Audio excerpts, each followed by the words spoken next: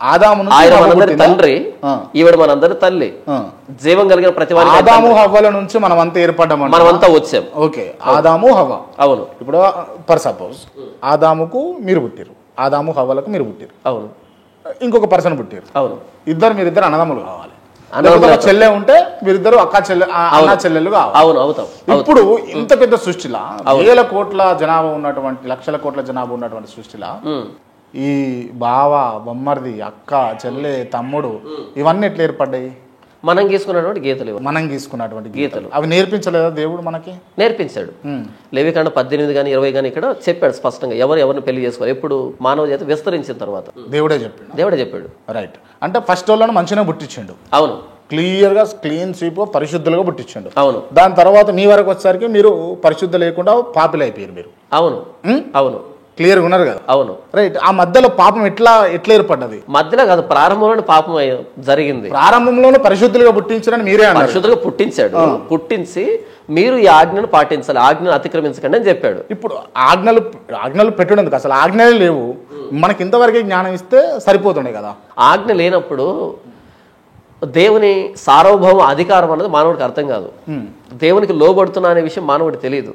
ఆజ్ఞ ఉన్నప్పుడే ఆయన సార్వభౌమ అధికారం ఈయన మీద ప్రభుత్వం చేస్తుంది. ఇప్పుడు నేను ఏమంటా అన్నాను అంటే జనరల్గా ఈ సబ్జెక్ట్ అంతా పక్కన పెడితే, ఒక తండ్రి, ఒక భార్య, తండ్రి, తల్లి, 2 కుమారులు, 3 కుమారులు. ఓకే.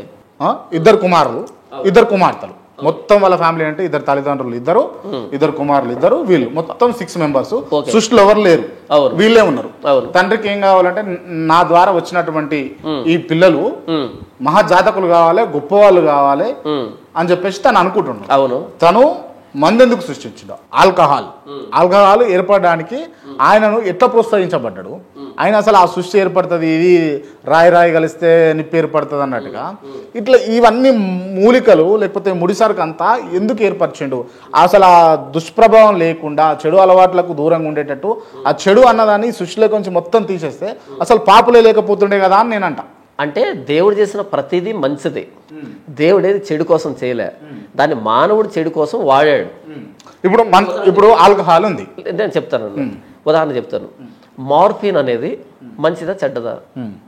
మార్ఫిన్ అంటే డ్రగ్ తీసుకుంటారు కదా, మార్ఫిన్ అనేది మంచిదా చెడ్డదా? మీరు చెప్పండి. దాన్ని ఎట్లా యూజ్ చేసుకుంటే అట్లా ఉంటుంది. అది మంచిదా చెడ్డదా? డ్రగ్ చెడ్డదేనా? మా నాన్న హాస్పిటల్లో ఉన్నప్పుడు, ఆయన చివరి దశలో ఉన్నప్పుడు మార్ఫిన్ని ప్రిస్క్రైబ్ చేశాడు డాక్టర్. మార్ఫిన్ని ఎందుకంటే విపరీతమైన నొప్పి భరించలేకపోతున్నాడు. అప్పుడు మార్ఫిన్ని ప్రిస్క్రైబ్ చేశాను. నేను ఫార్మసీ చదివాను కాబట్టి ఆ ప్రిస్క్రిప్షన్ చూసినప్పుడు అది మార్ఫిన్. అది యాక్చువల్గా అదే మార్ఫిన్ కనుక ఒక 10 grams కనుక మన దగ్గర దొరికితే మన నాన్ బైబుల్ కేసు అది లోపల పెట్టేస్తారు. కానీ అదే మార్ఫిన్ని మా నాన్నకి ప్రిస్క్రైబ్ చేశారు డాక్టర్. ఎందుకు అంటే మా నాన్న అప్పుడు నిద్రపోవాలి అంటే, ఆయన సర్వైవ్ కావాలంటే ఆయనకి మత్తు కావాలి, అక్కడ ఆ నొప్పిని అధిగమించేటువంటి మత్తు కావాలి అక్కడ. సో మార్ఫిన్ అనేది చాలా మంచిది. అయితే దాన్ని ఆ పర్పస్ కాకుండా నిశా కోసం కనుక తీసుకుంటే దాన్ని మనం ఇల్లీగల్గా భావిస్తూ ఉన్నాం. మార్ఫిన్ ఎవరు చేశారు? దేవుడే చేశాడు. దేవుడు చేసిన ప్రతిదీ మంచిది. అయితే మానవుడు దాన్ని వాడే విధానాన్ని బట్టి అది ఇల్లీగల్ లీగల్ దేవుడు చేసేది అంతా మంచిదే కదా. అవును, మంచిగానే ఉండే కదా. అవును. మరి అట్లాంటప్పుడు ఆ మార్ఫిన్ తోటి అవసరం ఎందుకు వచ్చింది మానవునికి? ఆ సృష్టి ఎందుకు సృష్టించింది? ఆ మార్ఫిన్ లేకపోతే ఈరోజు యాక్సిడెంట్ అయిన వాళ్ళు కానీ, ఈ సివియర్ బర్నింగ్ కానీ, ఆ నొప్పి ఉంటుంది కదా, వాళ్ళు సర్వైవల్గా. దేవుడు ఉన్నాడు కదా అన్న, యాక్సిడెంట్లు కావాలి, యాక్సిడెంట్లే కావద్దు, అసలు నష్టమే కావద్దు, ఇబ్బందే కావద్దు. దేవుడు ఉన్నాడంతా సవ్యంగా జరగాలి. దేవుడు ఉన్నాడు కాబట్టి ఇవన్నీ జరుగుతున్నాయి. దేవుడు ఉన్నాడు కాబట్టి యాక్సిడెంట్ల కారణం కూడా దేవుడే. యాక్సిడెంట్ల కారణం దేవుడే, రోగాలకు కారణం దేవుడే, ప్రకృతి వైపరీత్య కారణం దేవుడే. దేవుడు ఉన్నాడు కాబట్టి ఇవన్నీ జరుగుతాయి. జాన్ పాల్ చచ్చిపోయినా, క్రాంతి చచ్చిపోయినా దానికి కారణం కూడా దేవుడే. నేను పుట్టిన దానికి కారణం దేవుడే, చనిపోయేదానికి కారణం దేవుడే. పుట్టుకి ఎంత మంచిది, చావు కూడా అంతే మంచిది. ఏమున్నది మరి ఈ మధ్య కాలంలో చేసేది ఏమున్నది అంత? ఈ మధ్యకాలం చేసేది ఏంటంటే, దేవుడు నన్ను ఎందుకు పుట్టించాడో, ఏ ఉద్దేశంతో పుట్టించాడో ఆ ఉద్దేశాన్ని నెరవేర్చడమే ఈ జీవితం యొక్క పరమార్థం. ఓకే, మీరు తెలుసుకోరా మీ జీవిత పరమార్థం ఏంది? తెలుసుకున్నాను. ఏంటిదన్నా? ఏదైనా తోటలో ఆదము కోల్పోయినటువంటి ఆ భాగ్యం, దేవునితో ఉండేటువంటి ఆ సహవాసం ఏదైతే ఉందో దాన్ని మరలా నేను సంపాదించడమే నా జీవిత భాగ్యం, జీవిత ఉద్దేశం. అది త్రూ జీసస్ క్రైస్ట్ ద్వారానే అది పాసిబుల్ అవుతుంది. యేసు ప్రభువుని అంగీకరించడం ద్వారా మరలా నేను దేవునితో సహవాసానికి వచ్చాను. దేవుడు ఆదామును ఎందుకు పుట్టించాడు, తన స్వరూపం తన పోలిక చొప్పున, దాని ప్రకారంగా బ్రతికేదానికి నేను ప్రయత్నం చేస్తున్నాను ప్రభు అయిన యేసుక్రీస్తు వారిలో. ఓకే. బాహుబలి సినిమా చూసిరన్న మీరు? చూడలేదన్న. చూడలేదు. కల్కి? నేను సినిమాలు చూడను. సినిమాలు చూడను.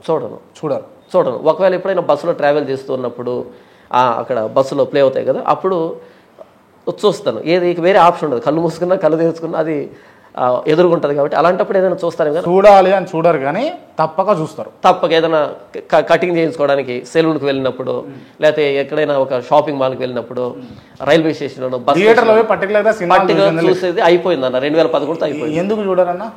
అంటే అందులో నాకేమీ మజా అనిపించలేదు. అంతకుముందు యేసుప్రభుని నమ్ముకోకముందు అందులో నాకు మజా ఉండేది, మస్తు టైంపాస్ ఉండేది.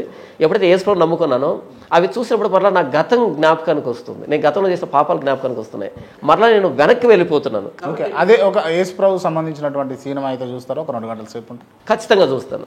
ఖచ్చితంగా చూస్తాను. ఓకే. ఒక రామాయణం స్టోరీ పెడితే చూస్తారా? చూడండి, అంత ఇంట్రెస్ట్ లేదు.